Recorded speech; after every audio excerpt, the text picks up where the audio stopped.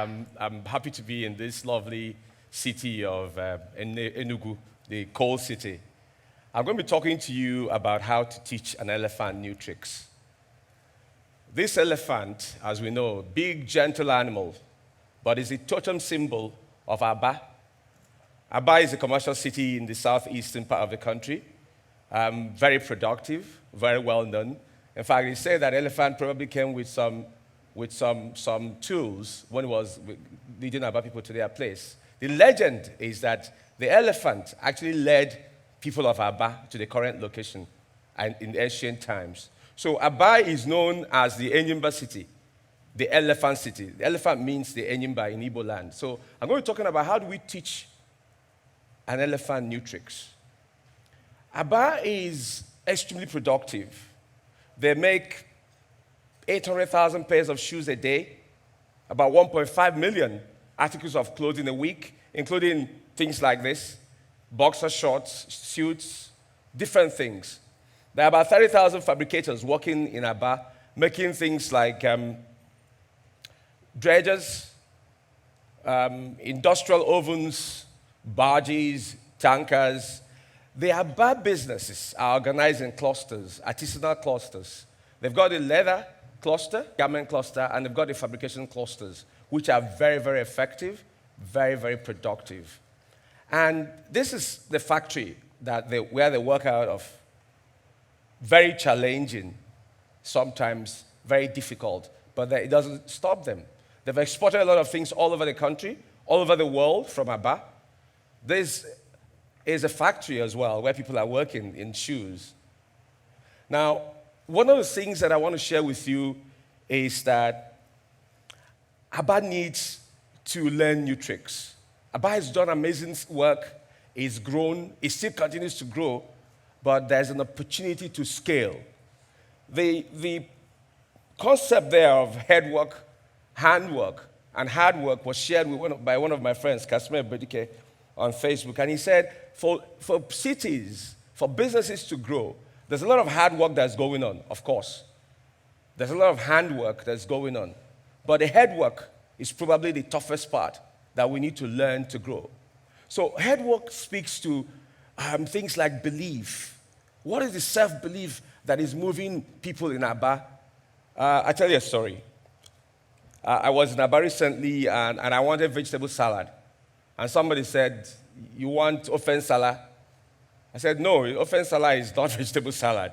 Ofen salad, as you know, is a soup we all like to eat, but it's not the same." Apparently, there's just belief that everything that looks a little bit complex must be complex. It's not complex. A vegetable salad is salad you toss together.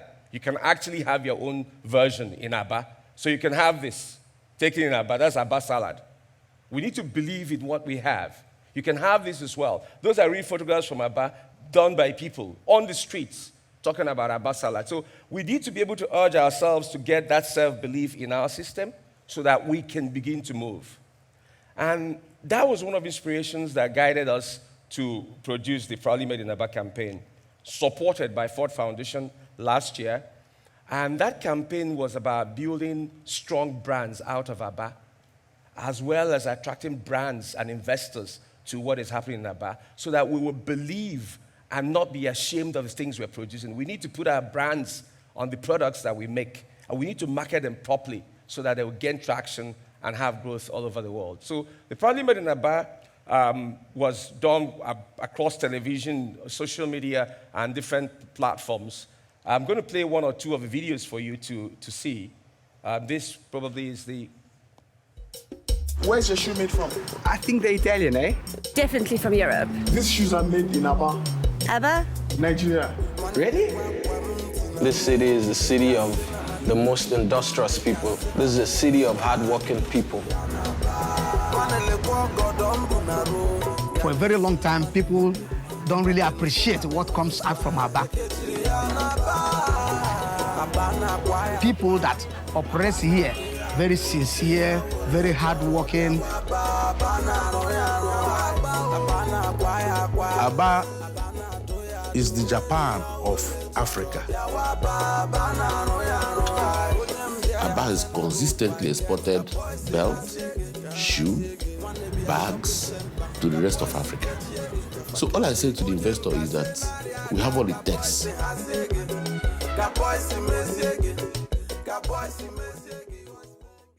That's for the leather segment. There's another video of the garment segment. Can we play it, please? Okay, I was going to say that the important point about this campaign was quite impactful. It was very powerful, and it did give a lot of impact to the Proudly Made in Aba just idea. It came with strong about 7,000 email requests. Oh, this jacket is so cool. Do you know that it's made in Aba? They make so many cool things. Yeah, it's your boy Rough Coin Wamba, 81 number 1, ABA representer. And right now I want to tell you why my city is the best. The stuff you buy abroad, most of them are made in Aba. There's a never say die spirit that exudes from the Aba personality.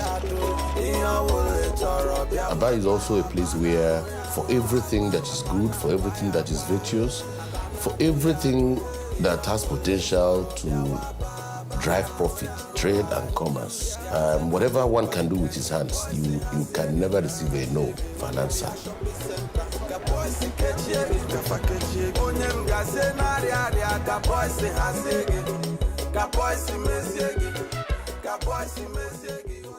Okay, so Proudly Made in Aba was quite impactful. In fact, one of the things we suggested was that as people in different clusters want to promote their brands, they may not want to promote individual brands. They can actually borrow the logos for each of them. So there was a logo done for the textile part, that was for the fabrication, and of course for the garment industry.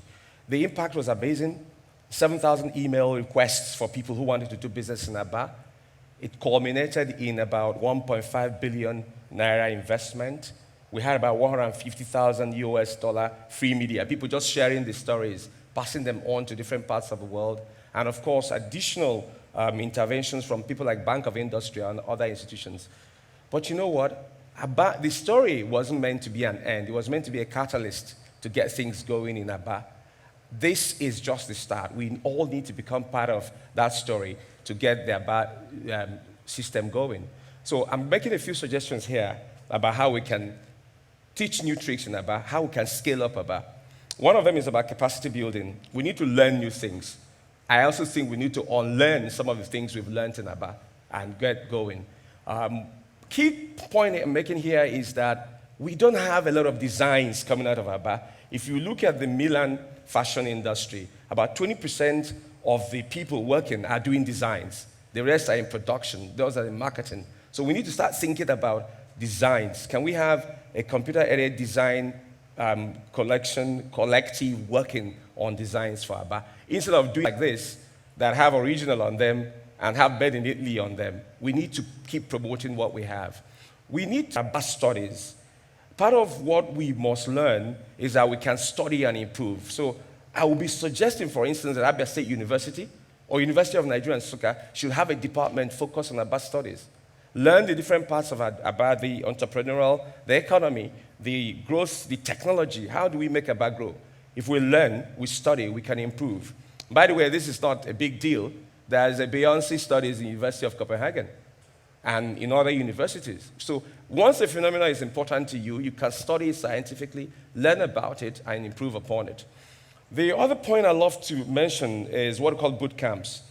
We can do a needs assessment, understand what are the levels of knowledge that people around these clusters, remember the leather, the garment, and the fabrication, what they require, and take the school to them, almost like an adult mini MBA to these particular places to teach them how to scale. There will be people who may not want to learn, but our experience in Aba tells us that a couple of young people want to scale up. They want to grow bigger than they are.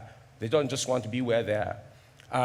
Example here is what Japan has done with continuous improvement. We all know about how Japan moved from the Second World War to improve their production capability with the concept of Kaizen. And at the turn of the century, they were known as a quality control capital for most businesses. Right now, they're the third largest economy. Second thing I want to put on the table is about branding and marketing. And clearly, this is probably where I'm most comfortable in. But it is one of the things that we must pursue. If you look at that picture, you have our president, our former president, Olusegun Aremu Obasanjo. I think we all know him. And you have the governor, the current governor of Abia State, who's giving him a shoe as a brand ambassador. I probably will not choose President Obasanjo as a brand ambassador for fashion for so many reasons, for young people. But that is a laudable thing that he's done. It's a good thing. But what you notice is that there are no brands on those shoes. They are just, generally made, given to the man. So the people who make them or who made them won't get the benefits of the branding that could have been associated with it. Look at a guy like Ohimai Atafo, who is a brands person. He used to work for a multinational. He started his business, and the first thing he did was appointed this lady, who was the most beautiful girl, to be his brand ambassador. And he used all the precepts of marketing and branding to move his brands. When he launched his wedding line, he had a reception.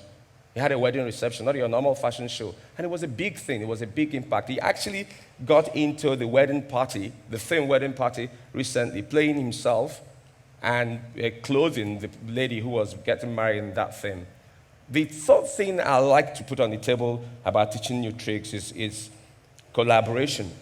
How can we get the academic, the gown, as they say, to work with fabricators so they can design for the textile and the garment factory?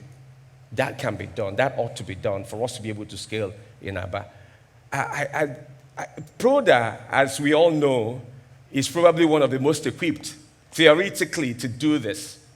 But I think Proda is suffering from being... Proda is a project research and development institute that is here in Enugu, very renowned for a lot of things they've invented, especially in the agri space. I think they've been stunted by, marketing and the fact that they are hooked to government. Perhaps there's an opportunity to free them from those clutches, and they'll be able to bring some academic verve to this sort of collaboration in Aba with the clusters. I think the last point here on collaboration is how can we bring people with money and people with ideas in a sort of an elephant's den.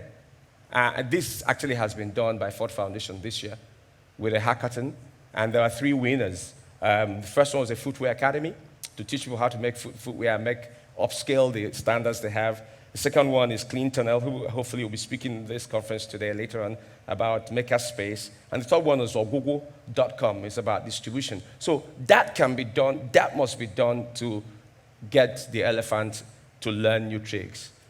What happens when the elephant doesn't learn new tricks? What happens? It dies. Do we recognize some of the companies there? Particularly in Dafia stores in Aba, Star Pepper Mill. I'm sure that the previous speaker probably talked about, how you generation, intergeneration, succession, and things like that. So how do you really teach an elephant new tricks? Hard work, handwork, and head work. Put together, that will give you success. And that success is what allows you to scale. Chimamanda Adichie has said it. I buy brands from Nigeria for reasons that I want to talk about our narrative. So we need our brands to scale. She's not going to buy these brands if they're not well branded and not well made and they don't meet particular standards of her. Or you can even have what they call a Queen Bee moment. Sarah Diouf, Senegal, made this for Beyonce. And there are so many bigger opportunities that you can get if we do learn the new tricks and unlearn the old ones in Aba that will let us scale. So I'll leave you with this. As I say, fortune is the brave. In Igbo, it will be onyekwe, chiekwe. If you agree, your God will agree. Thank you very much.